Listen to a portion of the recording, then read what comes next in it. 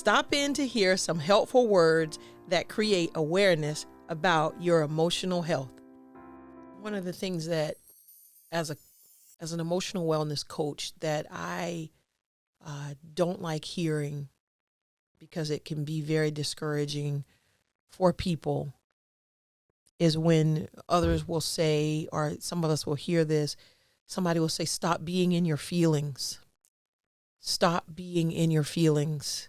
That's unhealthy. It's counterproductive. In a lot of ways, I believe it's impossible. I'm human. My feelings are a part of my humanity. To stop being in them, you're saying to me, I need to unplug. For lack of a better term, it would be die. So I don't encourage it. I think your feelings are important and it's okay to be in them. It's not okay to let them control you, but it's totally okay to be in your feelings. So I would really like for us to stop telling our fellow humans to stop being in their feelings. I think it's a very unhealthy statement to make, and it's a discouraging thing in relationships. What I've also noticed, the person who will initiate the statement, stop being in your feelings, what they really are telling you is, I feel uncomfortable with your feelings. So the only thing I know to do is to tell you to stop. When in reality, they need to deal with what they're feeling. They need to deal with, I'm uncomfortable, which is like you feel awkward. So instead of embracing your awkward, I'm going to correct you, or I'm going to judge you, or I'm going to condemn you for being emotional right now, for being in your feelings. Here's something for those who have made it a habit of saying the statement. I challenge you to tell people, I see you're really into your feelings right now. What are you learning about yourself as you're communicating your feelings to me? What are you learning about yourself? Now remember, it's totally possible the person who is in their feelings, they are struggling with being understood. In another talk, I deal with that topic. We actually put too much emphasis on trying to be understood. And it can make us become overly emotional because we are demanding that you, the listener or the other person in the conflict or the relationship, understand everything about me. And that's humanly impossible. You'd have to live my life. And if you're living my life, where am I? Yeah, I know that takes us into maybe the megaverse. I wasn't trying to take us there.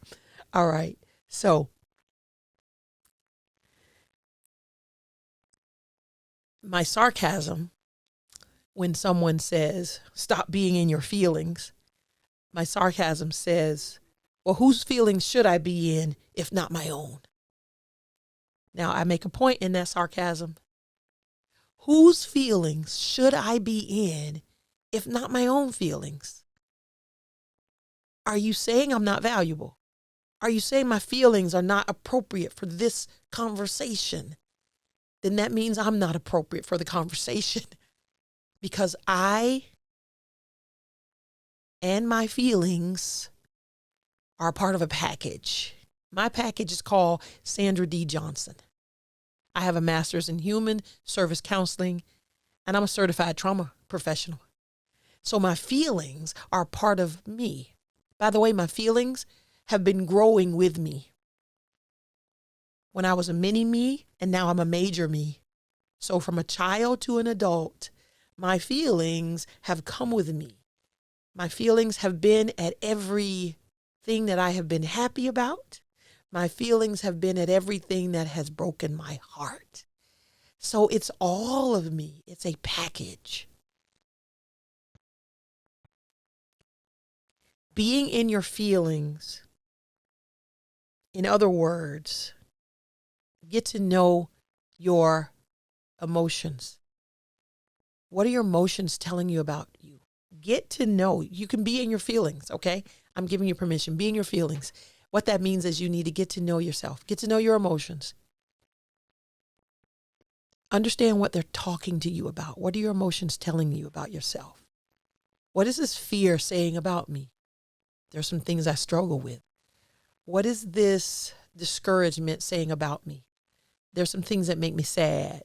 What is this happy doing for me? Oh, I enjoy that color. I enjoy that smell. I enjoy that taste. I am uniquely me. You are uniquely you. My feelings matter. I'll say that again. My feelings matter. Your feelings matter. Your emotional self is tied to your soul self. We talk about self-care, or we hear about self-care. That's actually about soul care. Your emotional self is tied to your soul self. Lastly, I'll say this. Get connected, get understanding, get well. It doesn't say give understanding. It says get understanding, meaning you understand what's happening inside of you. Get connected to what's happening inside of you.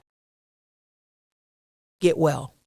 And I think the person telling someone to not be in their feelings, that was advice for you, but it's also advice for those of us who are more communicative with our emotions and our feelings. And it actually hurts to hear someone say to me or someone else, get out of your feelings. Why are you in your feelings? So again, I'm encouraging you, change the narrative, please. We're actually doing harm by not letting people know that their emotional self is a valuable self. And you're also doing a disservice to yourself by not being comfortable with uncomfortable. That's something you have to work through. All right? Thanks again for stopping by. Our conversations are not always about feel goods. I hope they're about encouragement. I hope it's about truth. I hope it's about an experience that you needed. I needed to share it, so somebody needed to hear it. Thanks so much for stopping in. We love having you here. Don't forget to subscribe, like it, make your comments, and share it. Check us out everywhere at Madisel Coach and Madisel TV right here. Bye-bye.